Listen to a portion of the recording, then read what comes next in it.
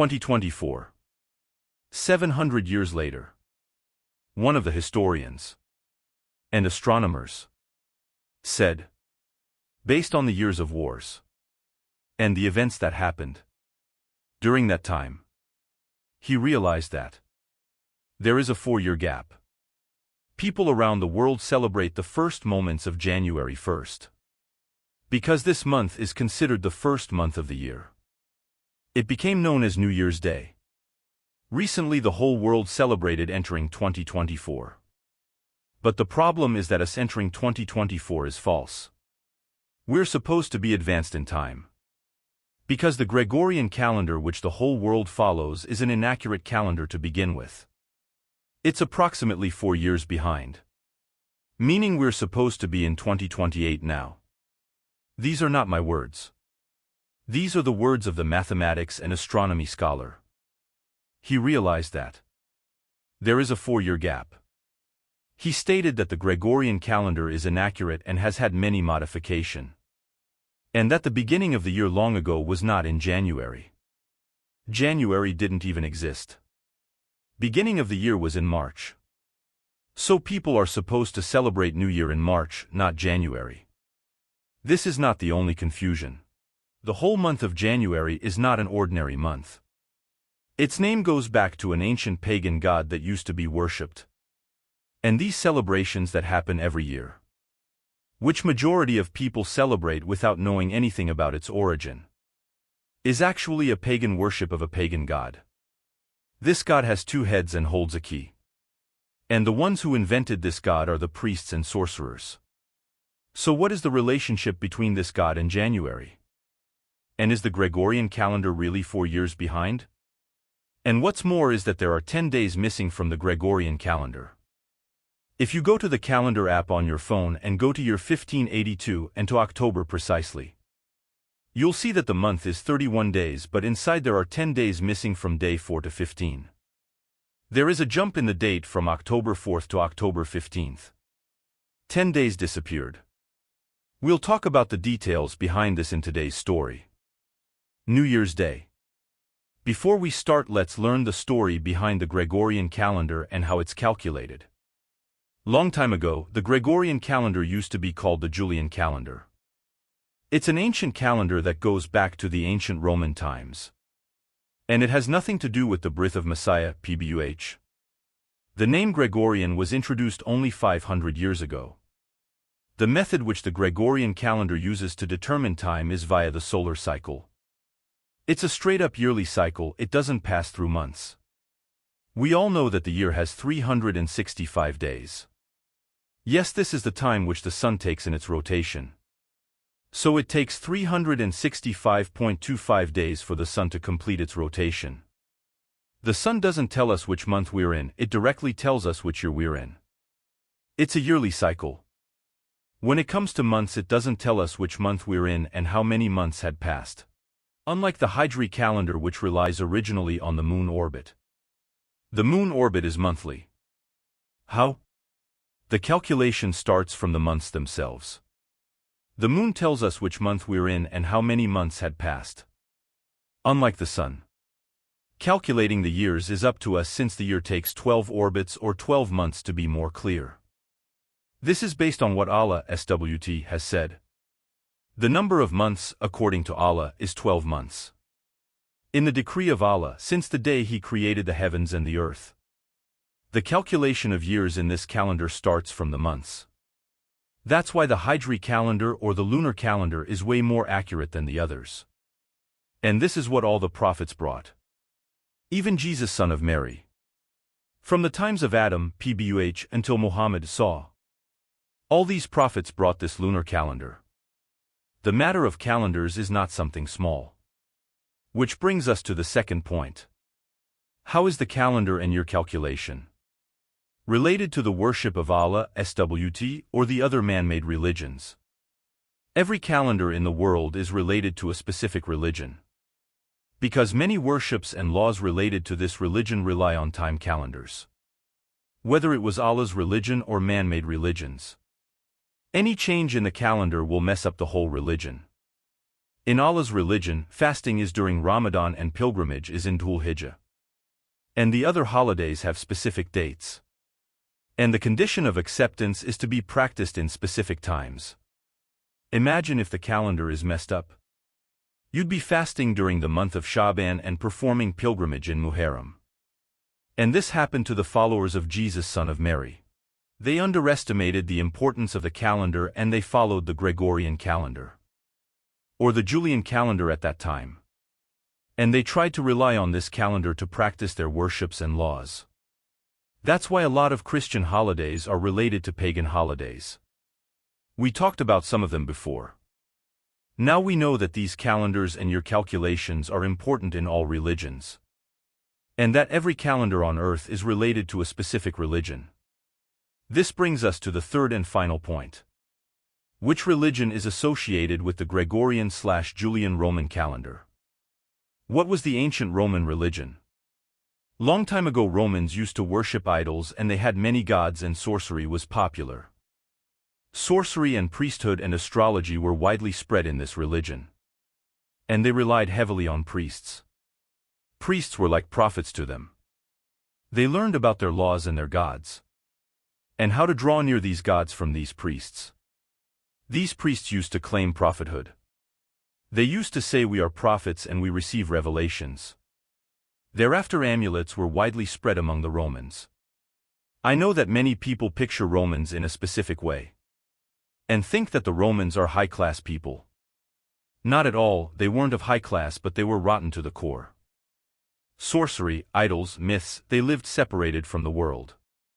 Paganism in its purest form. One of their beliefs was worshipping planets. They glorified planets and considered planets as gods.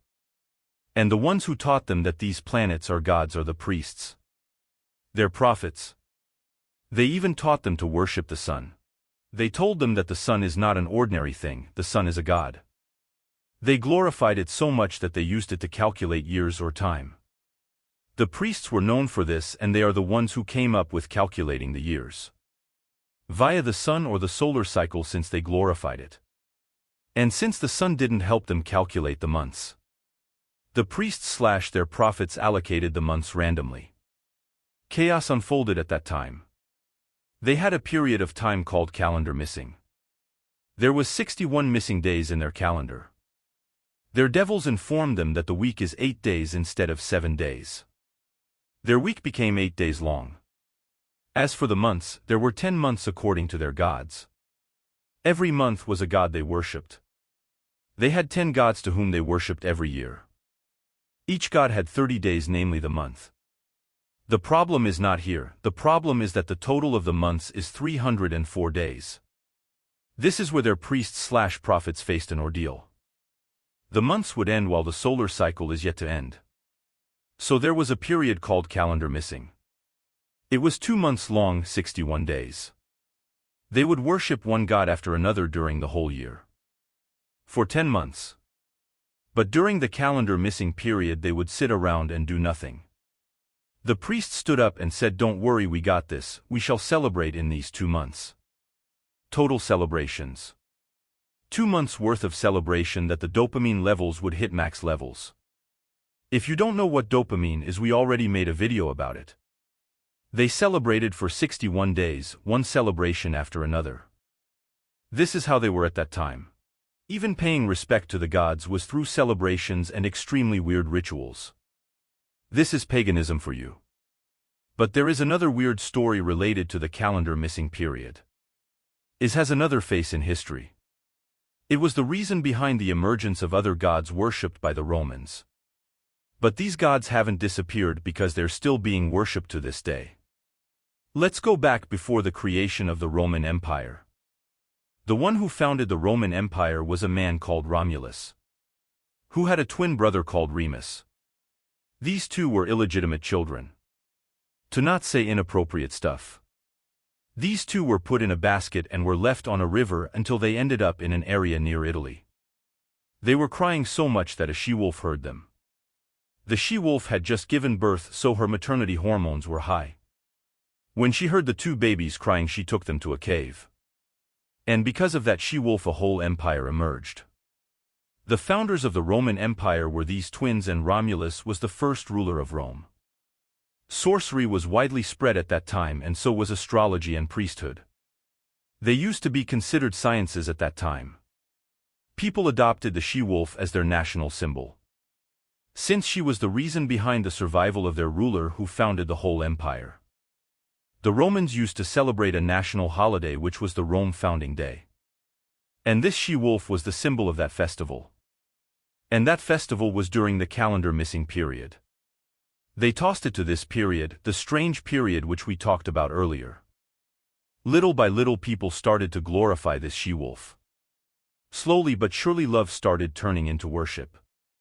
And this festival from an ordinary festival and ordinary celebration into rituals and worships. The she-wolf transformed from a national symbol to a worshipped deity. They worshipped this she-wolf, and it became known as the god of love and fertility. They used to celebrate this god during that period. As for their rituals to draw near to this she-wolf, they were very gruesome. They would slaughter offerings for this she-wolf, and they would soak themselves in the blood of these offerings. And they would use the skin of the offerings to make whips. They were called februa. Pay attention to this februa. They would take these februas/whips and chase down female villagers or women of Rome. They would whip the women and rape them. The name of the holiday was called Lupercalia, and we talked about that story before. Since this she-wolf transformed from a national symbol to a worshipped deity, Romulus decided to add a month in honor of this deity. Just like the other gods, each god had a specific month to be worshipped in. So he decided to add a new month in honor of this new god, namely the god of love and fertility. As for naming that month, he decided to call it Februa or February. Or February, after the whips with which the women used to get hit. Indeed, the first one who added the month of February was Romulus. And they started celebrating Lupercalia festival on February 15th. It is the same as today's Valentine's Day, but with a different nature. The good thing is that the calendar missing period reduced from 61 days to 30 days. That's nice, but there are still 30 days missing. Days and years passed, and Romulus died, and another ruler came after him. The ruler's name is Numa, and he was the second ruler of the Roman Empire. The Roman Empire was in its early stages a nascent empire. Numa was a dedicated pagan, and he was devoted to amulets and priesthood and sorcery. But he was a polite and a good man, and a man with dreams. But he was politically weak, which made the other empires covet Rome, and covet to invade and conquer Italy. Indeed, men called the Sabines attacked.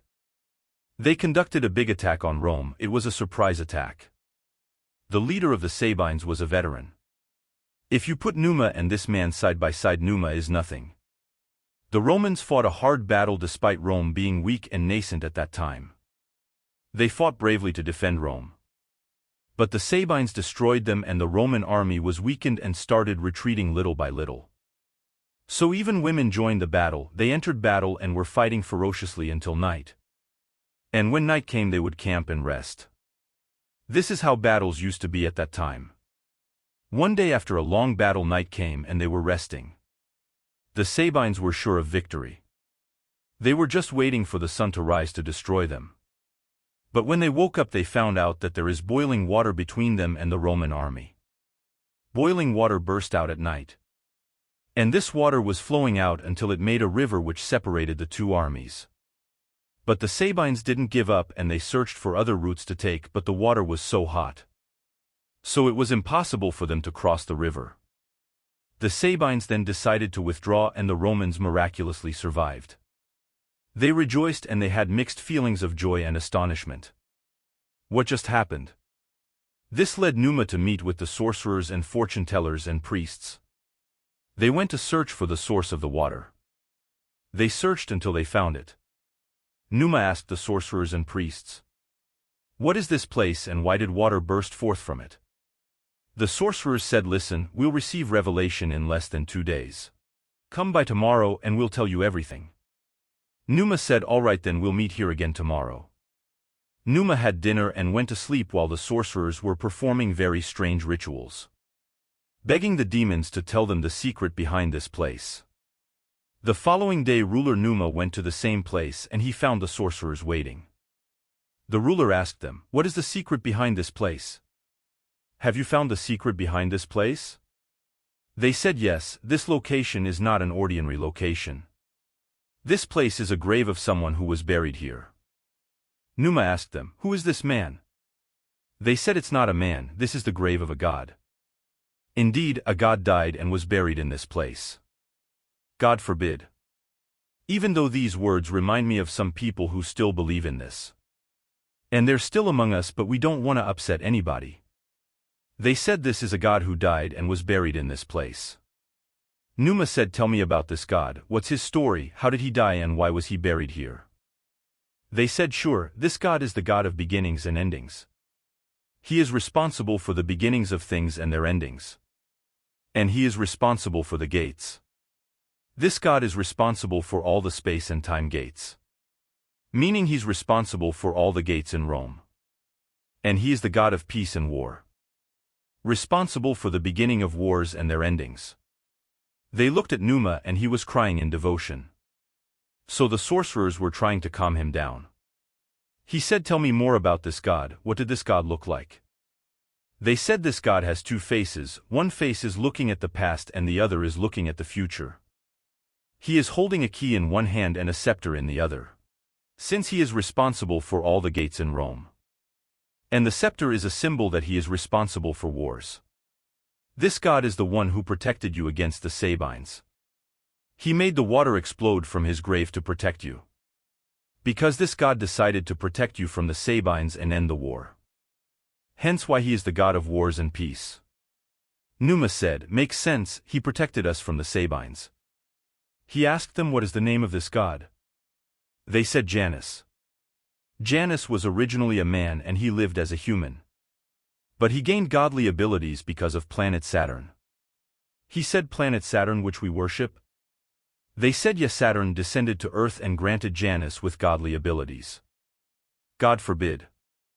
Numa asked them, "Tell me the whole story, I want to know the story behind Janus."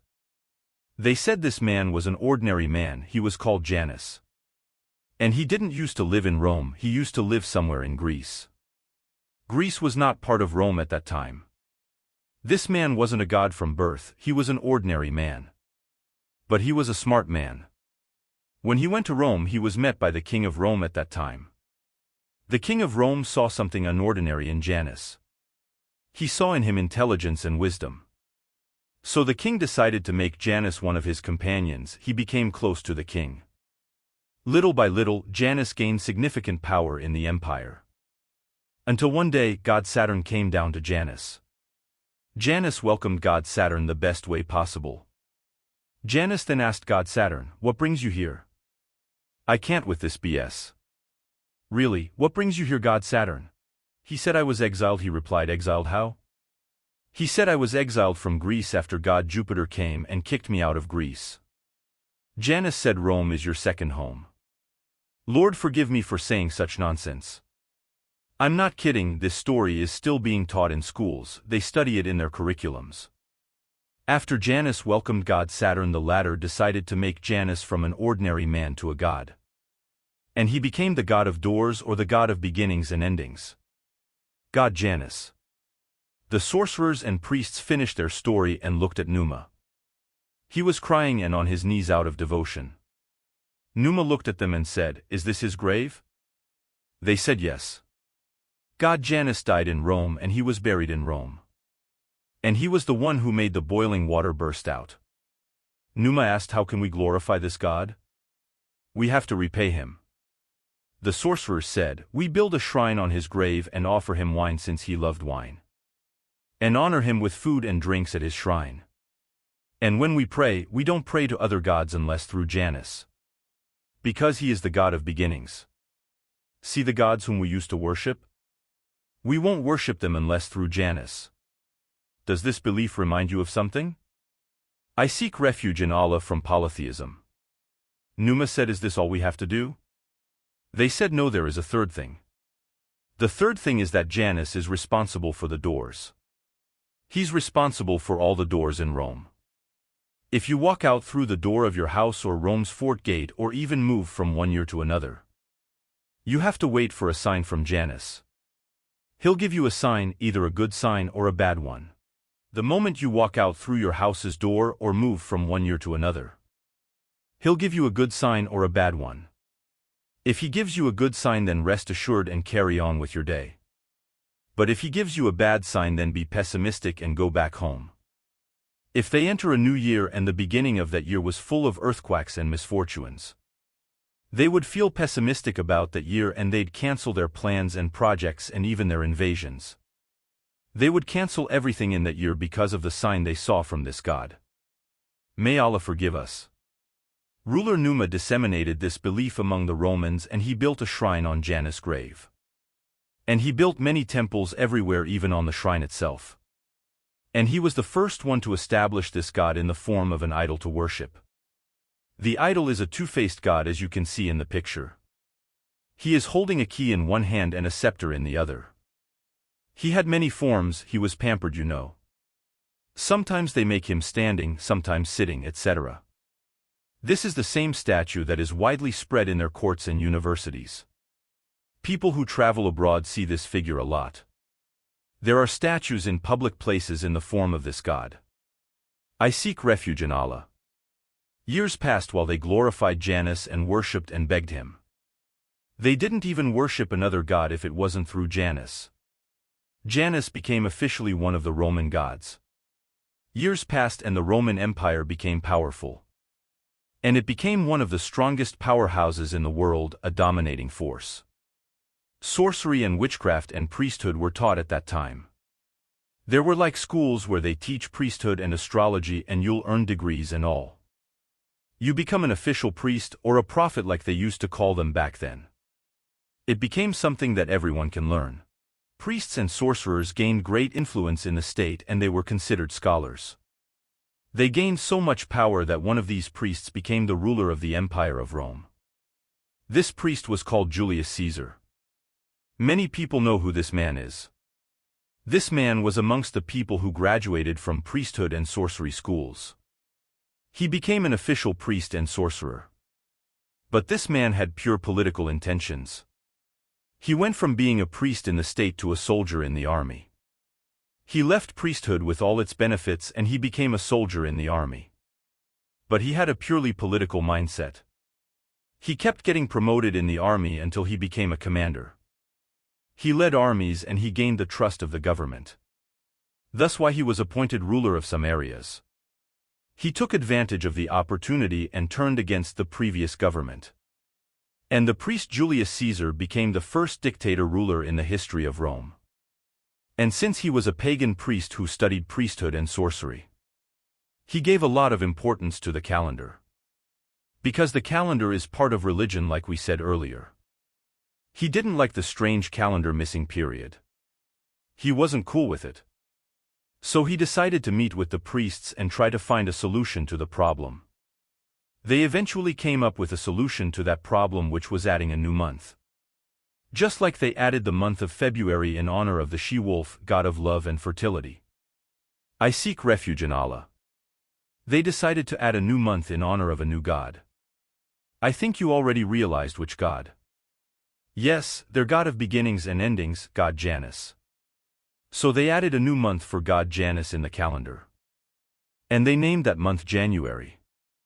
Priests and sorcerers gained great influence in the state and they were considered scholars. They gained so much power that one of these priests became the ruler of the Empire of Rome. This priest was called Julius Caesar. Many people know who this man is. This man was amongst the people who graduated from priesthood and sorcery schools. He became an official priest and sorcerer. But this man had pure political intentions. He went from being a priest in the state to a soldier in the army. He left priesthood with all its benefits and he became a soldier in the army. But he had a purely political mindset. He kept getting promoted in the army until he became a commander. He led armies and he gained the trust of the government. Thus why he was appointed ruler of some areas. He took advantage of the opportunity and turned against the previous government. And the priest Julius Caesar became the first dictator ruler in the history of Rome. And since he was a pagan priest who studied priesthood and sorcery, he gave a lot of importance to the calendar. Because the calendar is part of religion, like we said earlier. He didn't like the strange calendar missing period. He wasn't cool with it. So he decided to meet with the priests and try to find a solution to the problem. They eventually came up with a solution to that problem, which was adding a new month. Just like they added the month of February in honor of the she-wolf, god of love and fertility. I seek refuge in Allah. They decided to add a new month in honor of a new god. I think you already realized which god. Yes, their god of beginnings and endings, god Janus. So they added a new month for god Janus in the calendar. Now for every month there was a god to worship. And their gods became 12 months. With this they dealt with the calendar issue and they honored their new god Janus. But there was another issue, which is the order of months. They reordered the months and they ordered them based on the gods. And since Janus is the god of gates and he is the medium to the other gods, he made Janus the first month of the year, which is January. The picture is getting clearer. The beginning of the year moved from March to January. Julius Caesar ordered the worship of Janus in the beginning of every year, and to offer him holy incense and wine and visit him for worship. As for the people who can't reach the temple or the shrine, he ordered them to distribute wine between themselves and celebrate, and to make new resolutions every year, and supplicate to Janus to make that year a good year, and ask god Janus to bless their luck anew. And one of their rituals is that after celebrating New Year and glorifying Janus, they would wait for days after entering the new year.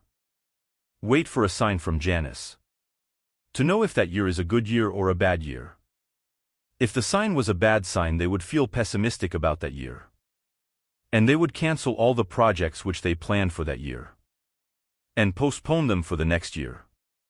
But if it was a good sign, then they'd carry on living in peace. This is how they drew near to the gods. Now I think that the meaning behind New Year celebrations is clear now. Julius Caesar was the first to start the New Year celebrations as a way of honoring god Janus. And it is the same way people celebrate in our current time. So it was originally a form of glorifying gods other than Allah, SWT, in that month. If you notice the earthquakes that took place in Japan at the start of 2024, it was one of the biggest things that happened to them. Even though Japan is known for its earthquakes. But it wasn't because the earthquake happened in Japan, but it's the fact that it happened at the start of the year. So people who believe in this belief took it as a bad sign from this god. I seek refuge in Allah. And a whole herd of ignorant human cattle followed this belief. You may have noticed many videos of people expressing their upset and pessimism for the year. Now let's go back to Julius Caesar. This man was a true dictator, even though he was generous to the poor. The poor and middle-class people loved him, but he was still a dictator. He had self-adulation. He glorified himself so much that he changed the name of a month. And he named that month after him, which is the month of July. He didn't stop here, he even changed the name of another month to his adoptive father's name. The month of August, Augustus. This is proof that he wanted the Roman citizens to consider him God. Because the names of the months are originally names of gods. This is how much of a dictator he was. He even changed the days of the month.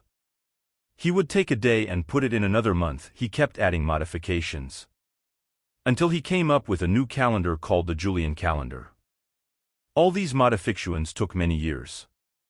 It is said that history was not recorded for almost 4 years. There are 4 years missing from the calendar.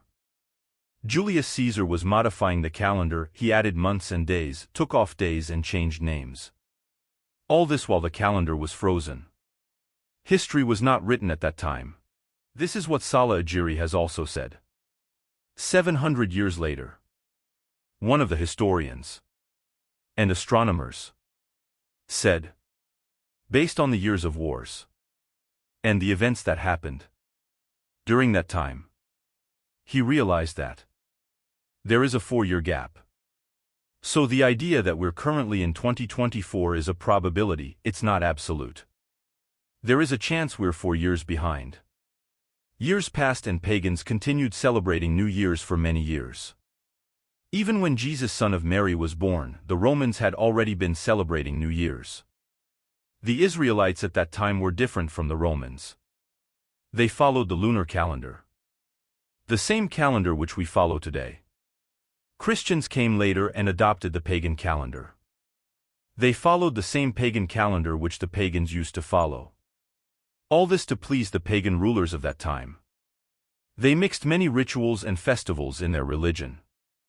Even New Year's Day used to be called Feast of the Circumcision of Christ. They took New Year's Day and added a religious touch to it. I seek refuge in Allah.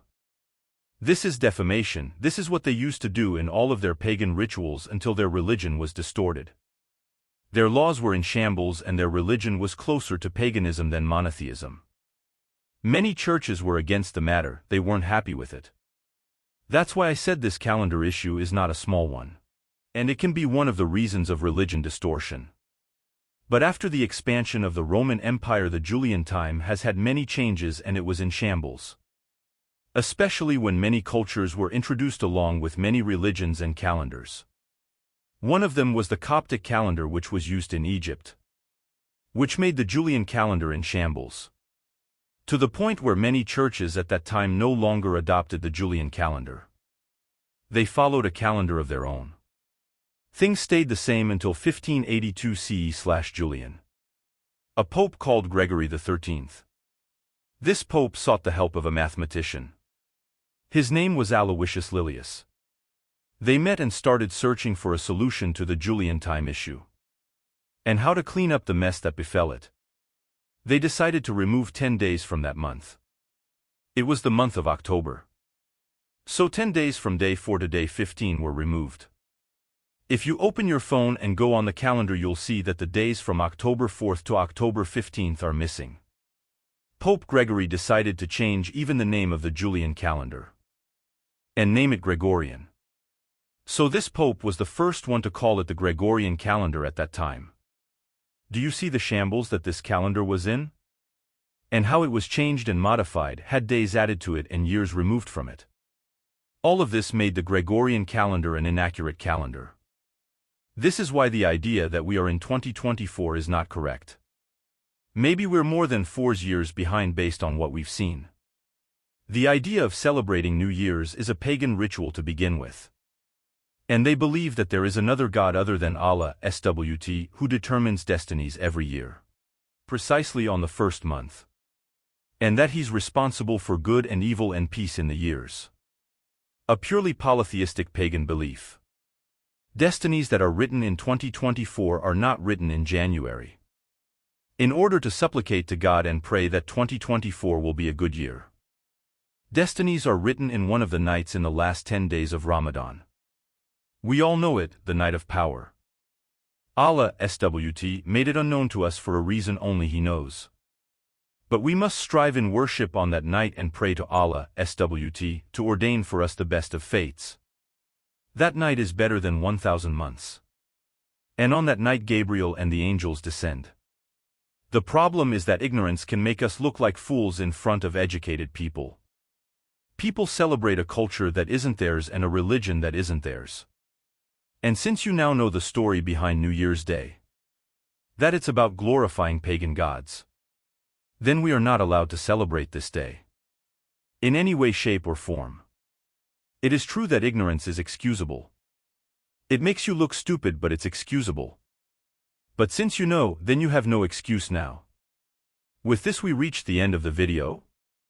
You'll find all the references in the description box. But I think most of it is in English. If you know English then you good, but if you don't, just copy-paste it in Google Translate. If you reach this point, don't forget to send prayers upon the Prophet and share the video. Allah may send his blessings upon it. And don't forget to watch the other series in the channel. There are 4 series. Glory and praise be to Allah. I testify that there is no God except you. I ask your forgiveness and turn to you in repentance.